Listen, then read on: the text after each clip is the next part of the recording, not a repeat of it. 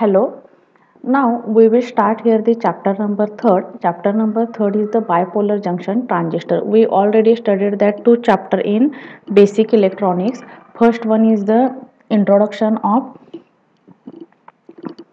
electronics and second one is the diodes and their applications. Now we will study here the chapter number third. Chapter number third is the bipolar junction transistor. This is the last chapter of basic electronics. Lecture number, now we will study here the lecture number first. These are some outlines of lecture number first one is the bipolar junction transistor, second one is the symbol of BJT and third one is the transistor terminals. आता आपल्याला काय study करायचं आहे, bipolar junction transistor काय करायचं आहे, study करायचं आहे. What is the meaning of bipolar junction transistors? BJT is nothing but bipolar junction transistor. Transistor is the most important component used in electronic circuit. BJT is a short form of bipolar junction transistor. It is a solid state current control device. Remember that BJT is a current control device. BJT is a which type of device? BJT is a current controlled device. Remember it, कारण की current controlled device आहे, तुम्हाला MCQ क्वेश्चनला येऊ शकतं. BJT हा कोणता device आहे? Current controlled device आहे. The transistor is a semiconductor device which transfers a weak signal from low resistance circuit to high resistance circuit. Remember it, transistor transfers weak signal from low resistance circuit to high resistance circuit. The word transistor is derived from two words. Transistors हा word काय केलेला आहे? दोन words पासून तयार झालेला आहे, trans आणि रेजिस्टर. ट्रान्स म्हणजे ट्रान्सफर द प्रॉपर्टी आणि resistor means the resistance property offer to the junction. In other words it is a switching device which regulates and amplify the electrical signal likes voltage और current. Transistor काय करतं? ॲम्प्लिफिकेशन करतं. कशाचं ॲम्प्लिफिकेशन करतं? Electrical सिग्नलचं काय करतं? ॲम्प्लिफिकेशन करतं. म्हणजेच काय करतं ते? व्होल्टेज आणि करंटच्या प्रॉपर्टीज चेंज करत नाही, फक्त काय होतं? ॲम्प्लिफिकेशन होतं. आता याचं एक्झाम्पल सांगायचं झालं तर तुम्ही काय करता, जास्त 1000 लोकांचा 10 किंवा 50 मुलांना शिकवायचं असेल तर तुम्ही काय करताय? रेग्युलर तुमच्या स्पीडनं तुम्ही बोलू शकताय. पण जर तुम्हाला काय करायचं, स्पीच द्यायचं असेल 1000 लोकांच्या मॉबमध्ये, तर तुम्हाला 1000 लोकांचा मॉबमध्ये तुम्हाला स्पीच देताना तुमचा आवाज 1000 लोकांच्या पर्यंत जाणार आहे काय? नाही. मग त्यासाठी आपण काय यूज करतोय? साऊंड सिस्टीम, म्हणजे त्याला काय म्हणतोय आपण? मायक्रोफोन किंवा काय करतोय? लाऊडस्पीकर काय करतोय? यूज करतोय. आणि त्या टेक्निकला आपण काय म्हणतोय? Amplification technique.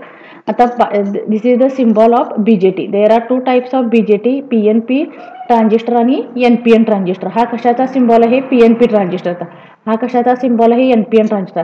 What is the difference between transistors having A 3 terminals? Which terminal? Base, emitter आणि कलेक्टर. बेस, इमिटर आणि collector. Transistors having A, this is the symbol. This one is a symbol. आणि practically transistor हे ह्या पद्धतीने दिसतं. ह्याच्या 3 terminals आहेत. मधलं काय असतं? बेस असतं, कडेचं कलेक्टर आणि इमिटर. दोन्ही कडेचं म्हणजे ते आयडेंटिफिकेशन मल्टीमीटर थ्रू करायचं असतं, कलेक्टर, बेस आणि emitter. Transistor having A how many terminals? 3 terminals. Which one? Emitter, base आणि कलेक्टर. मग आता PNP आणि NPN कसं आयडेंटिफाय करायचं बघा.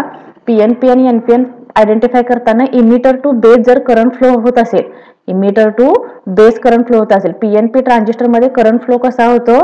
Emitter to base. आणि NPN ट्रान्झिस्टरमध्ये करंट फ्लो कसा होतो?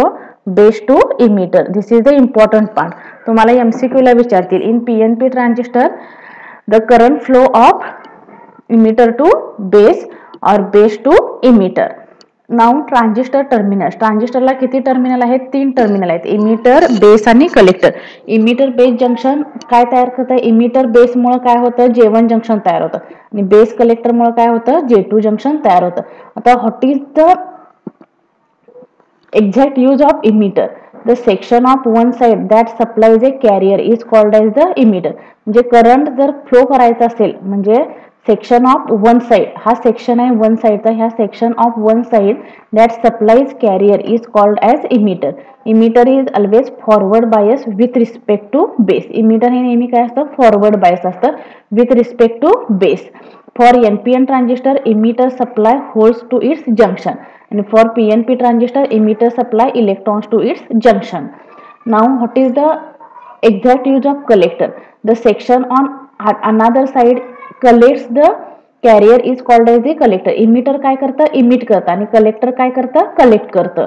The collector is always reverse biased with respect to base. Collector हे नेहमी काय असतं, रिव्हर्स बायस असतं with respect to base. For NPN transistor, collector receives the holes to its junction, and for PNP transistor, collect receives collect electrons to the junctions. PNPN transistor मध्ये काय ते collect करणार आहे, होल्स कलेक्ट करणार आहे आणि PNP transistor मध्ये काय कलेक्ट करणार आहे, इलेक्ट्रॉन्स काय करणार आहे, कलेक्ट करणार आहे. द मिडल सेक्शन विच, आता next junction is the base junction. Base junction is lies in between emitter and collector. This is the most important part. The middle section which form two PN junction between emitter and collector is called as the base. Base is lies in between emitter and base junction. And because of the base junction, transistors having a two terminals. Which one? J1 junction and J2 junction. Some important factors to be remembered it. This is the most important part. The transistor has three regions: emitter, base and collector. The base is much thinner than other region. The emitter is heavily doped, base is lightly doped and collector is moderately doped. The junction between emitter base is called as the emitter base junction, and the junction between base and collector is called as the collector base junction. The emitter diode is always forward bias and collector diode is always reverse bias. The resistance of emitter diode is very small and resistance of collector's diode is high reverse. What is the difference between PNP and NPN transistor? The arrow in the PNP transistor is mentioned as moving from emitter to base. We already studied here. Where in the NPN transistor the arrow will be moving from base to emitter. इथं आता मी तुम्हाला दाखवलेच बघा इथं. ॲरोचं म्हणजे कसं identify करायचं, जर तुमचं ॲरोची डिरेक्शन काय असेल, इमिटर टू बेस असेल तर PNP ट्रान्झिस्टर असणार आहे आणि बेस टू इमिटर असेल तर कलेक्टर साइड असणार आहे. The direction of the arrow represents the direction of the current flow in the transistor. In PNP, the current will be flowing from emitter to base. Similarly, in the NPN transistor, the current will be flowing from base to emitter.